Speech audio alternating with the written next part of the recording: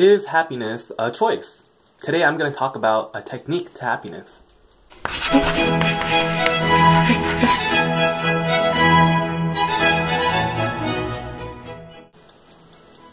So traditionally when people talk about happiness, they give us kind of like three choices. And the first one is, if you're sad, just change your mind. Just think happy thoughts and you'll naturally become happy. The second one is to compare yourself to other people. For example, if you don't like the food you're eating, think of all the starving children in Africa. Don't like your job, think of all the people who are unemployed. Don't like your commute, think of all the people who don't have cars. Okay? And the third technique people usually say is to just be grateful for what you have. If you have any complaints or negativity, be in denial of them, basically.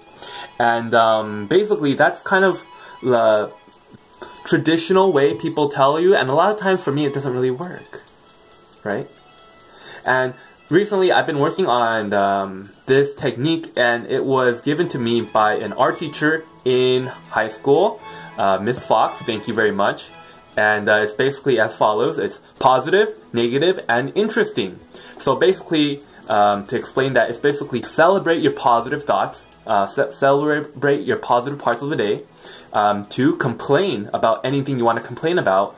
And 3, what can I learn from this? Can I learn from this? What can I do next time? And the key word here is can. Okay, so I'm going to tell you guys my story last week. Recently, I got a new job in North Hollywood. And, the expectation was like, oh, this is so crazy. But, in reality, there's a lot of traffic. It's a 2 to 3 hour commute. And frankly, I just felt kind of disappointed in myself. So after the first day at work, I was really tired. And so at the end of my first day, I did this thing where it was positive, negative, and can I learn from this? And the one thing I was... So one of the first things I did was try to find my motivation, like why did I take this job? And when I wrote it down, I thought about it and I was like, okay, I want to learn from these people at the company. Because before I was freelancing at home, so I could have easily just worked from my home office. But I chose to go to Hollywood and drive 2 to 3 hours to this place because I wanted to have a more intimate experience with the client and with the people at the company. The second reason why I wanted this job was because I wanted more mileage. I knew I'd have more experience versus doing this as a part-time employee in-house than doing it as a freelance employee. So I wanted something different. I thought I could learn a lot from this. And third, of course, it was good pay. My mom is really happy when I have a stable job, like doing part-time. She's really traditional versus I always like being an entrepreneur. So this actually makes her really happy. Seeing that I have something more traditional in terms of work. And for me, it's still good money. I like it. Definitely, recently I had an interview with Disney Shanghai and for an art director position. And I was really hesitant on, applying for the job because I didn't feel like I was really qualified. And I knew that, if I wanted to be a more suitable candidate, I would need to get more experience. And even though I was kind of hesitant to take this job with this company, I knew that if I wanted to move up, I want to go to Universal or Disney or something like that, I need to get more experience. So that was my driving motivation. The second thing is, I was really tired because of a long commute. Like what can you do about that? So the first day, I tried to solve the problem. Usually I try to look for a train, like the Metrolink. However, because of the location, it's really hard to take the train to this location. The hours, it's not in Orange County, LA. It's not that great of a system. So what I did was I woke up at 5 a.m. and I've done this for other jobs before, and I just drive there. However, the commute is still really hard. About 40 minutes in, I take a break, I go to McDonald's, get an Egg McMuffin, and then get back in the car and drive another 50 minutes. So I tried that and it was okay, and on the second and third days, I would like experiment with different routes, driving streets. On the second day, I was, actually took longer. And then on the third day, I did another route and it took a little bit shorter amount of time, but I was always experimenting and stuff. And, I also found a park nearby because I got to LA around 7 a.m. So I found a park and I did a workout. It was really cool. They have like this elliptical machine and it was a beautiful park. They had like a bench press, kind of chest press, you know, like squats and stuff like that, and it was super cool. They even have bouldering, you know. So I had a great time, and when I was doing that, I was like, oh shoot, my commute is kind of worth it, because like I get to exercise all the time, and it's pretty cool. And third, you know, it's still long work hours. I wasn't quite used to doing that. It's been such a long time since I worked in regular kind of like 9 to 5 job, a 9 to 6 job.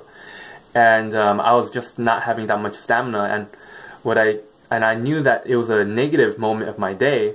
So what I did try an experiment was I'd go out for a walk during lunch. You know, there weren't a lot of stuff nearby, but when I searched on Google Maps, I found some restaurants maybe half a mile away. And then I was like, oh, that's so far. But I walked it, and I was like, oh, this is 10 minutes. You know, a lunch is an hour, so 10 minutes is not that bad. When you're in a metropolitan city, that's about how much it usually is. And I went to Trader Joe's. I bought some like almond cookie, chocolate butter things, shared it with coworkers. And most of my coworkers are kind of shy. And when I, you know, gave them some snacks, they kind of opened up a little bit more. It started being less shy, and it really brought the energy level of the company up. I went to this Indian cafe thing, got some garlic naan. It was super good. I shared with my coworkers as well. And yeah, basically I did things to just bring the energy of the office level a little bit higher, a little bit more positive, you know, because it was really quiet when I was there. I found a lot of really great places. There was this Magnolia's, you know, from the bakery from New York there, and I got some bread pudding. It was amazing, you know. There was this really cool deli place called Jones on 3rd, and they had only like focaccia bread for like $5.50. It looked like a great deal. There's also this pizza place across the street, and you know, I had to walk, you know, half a mile to get to these places, but in a metropolitan city like San Francisco or New York, that's pretty normal. So I'm going to show you some pictures of what my positives, negatives, learn thing kind of looks like. It's really simple. I just scribble it on a post-it note.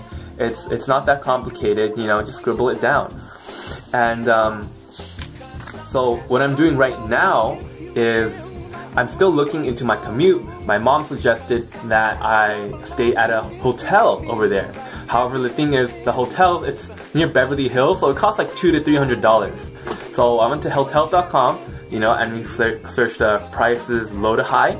And there's hostels for just $20, $30. So I got really excited because I'm like, wow, even though it's a 2 to 3 hour commute, it really became positive, because now I'm like, well, I go to work, but it's also a vacation, because these hostels are near these tourist destinations like Hollywood and Venice Beach and stuff. And I can just imagine I'm staying at like a different hostel every week. And how exciting would that be? Then when I'm looking at this 2 to 3 hour commute, it becomes a blessing, you know, that I can go on vacation every week. And doing this job for, you know, a couple months at a time, it seems so exciting because I get to see all these new places. I'll probably meet all these new people, and it's because I'm looking at the positive sides, I'm looking at the negative sides, and I'm looking at how can I improve upon it. And that's kind of my conclusion. It's kind of like the same reason why people like playing slot machines or like playing the lottery. There's a hope, there's a chance that they can make their lives better, you know, and maybe it's not necessarily true. For example, when I did my commute and I was experimenting with different routes, sometimes it became longer. But it's kind of like the American dream, like people like hope, and that's what gives them happiness. So yeah, try to start with something specific. For example, your work, or your specific relationship with a friend. You know, do a daily log of what's the positive, what's the negative, and what can I learn from this, what can I do next time, you know, and see if that works for you. I did that with my artwork for my concept art experiment, and you can check out the links here. And it worked pretty well for me. That's how I improved and got faster. So yeah, hope you guys liked this video.